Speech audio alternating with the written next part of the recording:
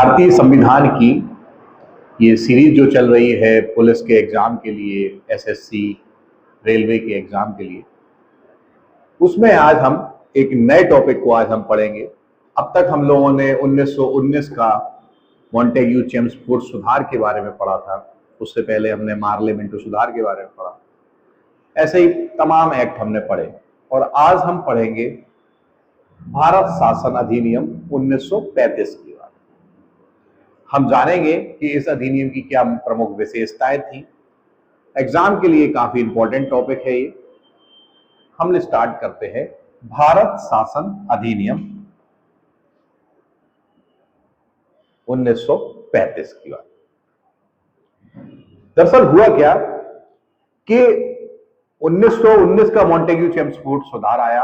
उसके बाद उसमें कहा गया था कि एक आयोग बनाया जाएगा उसकी जांच के लिए, और फिर साइमन कमीशन आया।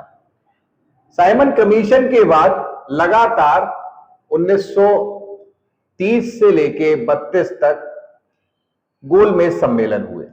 3 गोलमेज सम्मेलन हुए और गोलमेज सम्मेलन के उपरांत ये अधिनियम बन के आया, भारत शासन अधिनियम 1935 बनकर आया। इसकी प्रमुख विशेषताओं की अगर हम बात करें, सबसे पहले तो भारत में सर्वप्रथम संघीय शासन प्रणाली की नींव रखी गई। इस अधिनियम द्वारा सबसे पहले संघीय शासन प्रणाली की नींव रखी गई और इस संघ की जो इकाइयां थी वो 2 इकाइयों में विभाजित किया गया। एक ब्रिटिश भारतीय प्रांत और दूसरा देसी रियासत। ब्रिटिश भारतीय प्रांत और देसी रियासत। ब्रिटिश भारतीय प्रांत जिन पर कंपनी का या क्राउन कहेंगे इस समय तो हम लोग, क्राउन का सीधा नियंत्रण होता था, जबकि देसी रियासत जिन पर सीधा नियंत्रण तो नहीं होता था लेकिन मूल रूप से उसमें उनका प्रशासनिक हस्तक्षेप तो रहता ही था। तो 2 तरीके से संघ की इकाइयों बांटी गई। एक बांटी गई ब्रिटिश भारतीय प्रांत के रूप में और दूसरी है देसी रियासत में।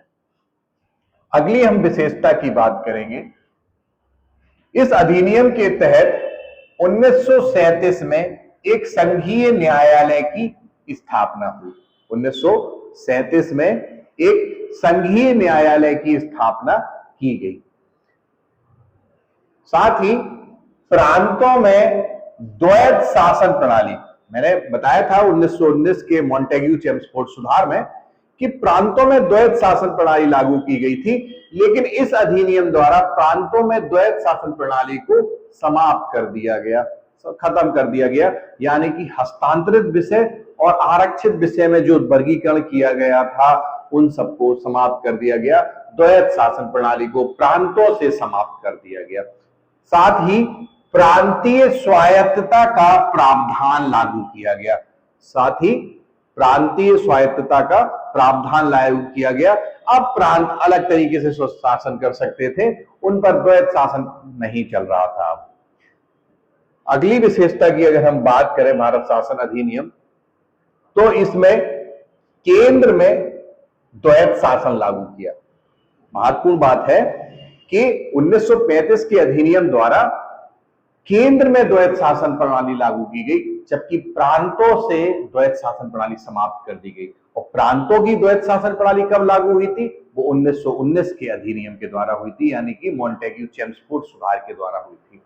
तो केंद्र में द्वैध शासन प्रणाली की स्थापना की गई, अर्थात केंद्र और राज्य इकाइयों के मध्य शक्तियों का विभाजन किया गया। केंद्र और राज्य की इकाइयों के मध्य शक्तियों का विभाजन किया गया। इसमें इसके तहत हमें 3 सूचियों बनाएंगी। एक थी संघ सूची, दूसरी थी प्रांत सूची और तीसरी थी संवर्ती सूची। संघ सूची की अगर हम बात करें, महत्वपूर्ण बात है कि संघ सूची की अगर हम बात करें तो इसमें 59 विषय थे, 59 विषय थे, जबकि प्रांत सूची में 54 विषयों का वर्णन था और संवर्ती सूची में 36 विषय के बारे में बताया गया था या उनको रखा गया था। अगर हम संघ सूची की विषयों की बात करें तो विदेशी कार्य, मुद्रा, नौसेना, थल सेना, वायुसेना, जनगणना जैसे विषय संघ सूची के अंतर्गत रखे गए थे और संघ सूची के अंतर्गत इनको रखा गया था। साथ ही प्रांतीय विषयों के अंतर्गत पुलिस को रखा गया, प्रांतीय विषयों के अंतर्गत प्रांतीय लोक सेवा को रखा गया और शिक्षा को भी प्रांतीय विषयों के अंतर्गत रखा गया। वहीं समवर्ती सूची पर दंड, विधि, प्रक्रिया और सिविल प्रक्रिया, विवाह एवं विवाह विच्छेद जैसे विषयों को इसमें शामिल किया गया। तो 3 सूचियां बनी। केंद्र और राज्य इकाइयों के मध्य शक्तियों का विभाजन इस अधिनियम के द्वारा कर दिया गया और साथ ही इसमें विषयों को बांट दिया गया, कार्यभार बांट दिए गए कि प्रांत के कौन से विषय रहेंगे जिन पर वह कानून बना पाएगा, राज्य केंद्र के कौन से विषय रहेंगे जिन पर वह कानून बनाएगा। साथ ही समवर्ती सूची का भी प्रावधान था। यहीं पर अगर बात करेंगे तो जो अवशिष्ट शक्तियां थी वो गवर्नर जनरल में निहित थी। इसकी बात करेंगे कि अवशिष्ट शक्तियां जो थी वो गवर्नर जनरल में निहित थी, यानी कि जो भी विषय इन तीनों सूचियों के अंतर्गत नहीं आए थे उनको अवशिष्ट शक्तियों के अंतर्गत रख दिया गया और उन पर कानून बनाने का अधिकार किसको दिया गया? गवर्नर जनरल को प्रदान किया गया। आगे की बात करेंगे तो प्रांतीय विधानमंडलों का विस्तार किया गया इस अधिनियम द्वारा। प्रांतीय विधानमंडलों का विस्तार किया गया और प्रांतों में से जितने प्रांत थे उनमें से 6 में विधानमंडल द्विसदनीय बना दिया गया। 6 प्रांतों में द्विसदनीय विधानमंडल की व्यवस्था की गई और ये 6 प्रांत थे असम, बंगाल, बिहार, बंबई, मद्रास और संयुक्त प्रांत। इन 6 प्रांतों में द्विसदनीय प्रांतीय विधानमंडलों की स्थापना की गई या व्यवस्था की गई इस अधिनियम के द्वारा।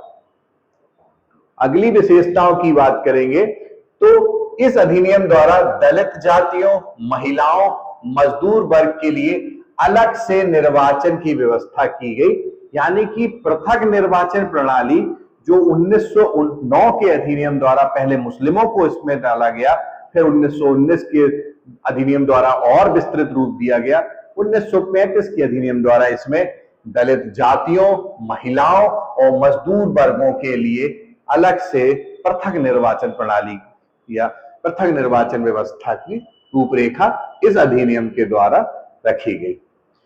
साथ ही बात करेंगे इसके अंतर्गत, इस अधिनियम के अंतर्गत मुद्रा एवं साख पर नियंत्रण के लिए, मुद्रा एवं साख पर नियंत्रण के लिए एक रिजर्व बैंक ऑफ इंडिया की या रिजर्व बैंक, भारतीय रिजर्व बैंक की स्थापना की गई इस अधिनियम के द्वारा।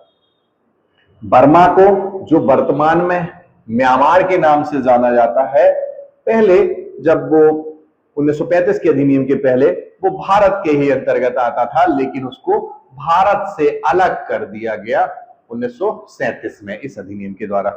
ये करा गया कि बर्मा को भारत से अलग कर दिया गया। अगली विशेषता की बात करेंगे तो 1937 में जैसे संघीय न्यायालय की व्यवस्था तो की गई थी, और लेकिन इस अधिनियम के द्वारा जो विवादों का निपटारा के लिए बात थी वो संघीय न्यायालय अंतिम न्यायालय नहीं था।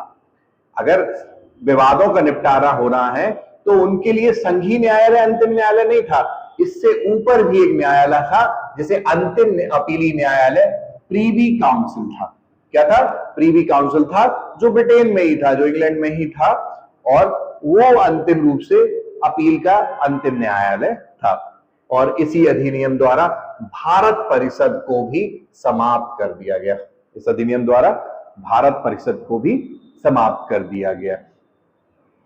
अगली विशेषता की बात करेंगे इस अधिनियम में, तो इस अधिनियम में केवल फेडरल लोक सेवा आयोग, यानी कि इससे पहले जो लोक सेवा आयोग की बात की गई थी 1919 के अधिनियम के द्वारा, इसमें संघ लोक सेवा आयोग की स्थापना के साथ प्रांतीय सेवा आयोग या दो से अधिक राज्य आपस में मिलकर लोक सेवा आयोग का गठन कर सकते थे। इसमें एक नई व्यवस्था लाई गई। एक तो संघ लोक सेवा आयोग की तो व्यवस्था थी ही, साथ में प्रांतों के लिए, हर प्रांत के लिए एक लोक सेवा आयोग या दो से अधिक प्रांत आपस में मिल जाएं तो लोक सेवा आयोग का गठन कर सकते थे। साथ ही इस अधिनियम में मताधिकार का विस्तार किया गया। मताधिकार का विस्तार किया गया इस अधिनियम द्वारा, और 10% जनसंख्या को, भारत की 10% जनसंख्या को मत का अधिकार दिया गया। ये कुछ महत्वपूर्ण इस अधिनियम के 1935 के अधिनियम के महत्वपूर्ण बिंदु थे। साथ ही इस अधिनियम की अगर हम बात करें तो इस अधिनियम में प्रस्तावना का भी अभाव था। प्रस्तावना का भी अभाव था, और अगर इसमें अनुच्छेदों या धारा की संख्या बात करें तो इस अनुच्छेद में या इस भारत शासन अधिनियम में 321 धाराएं थी। प्रस्तावना का इस अधिनियम में अभाव पाया गया, और साथ ही धाराओं की बात करें तो 321 या अनुच्छेदों की बात करें तो 321 अनुच्छेद थे। ये कुछ महत्वपूर्ण पॉइंट थे भारत शासन अधिनियम के। अगर आपको ये पीपीटी फाइल चाहिए है तो आप हमारे टेलीग्राम चैनल से इसे ले सकते हैं। ठीक है, आज के लिए ये वाला टॉपिक समाप्त हो रहा है। अगले टॉपिक में हम मिलेंगे अगले वीडियो में।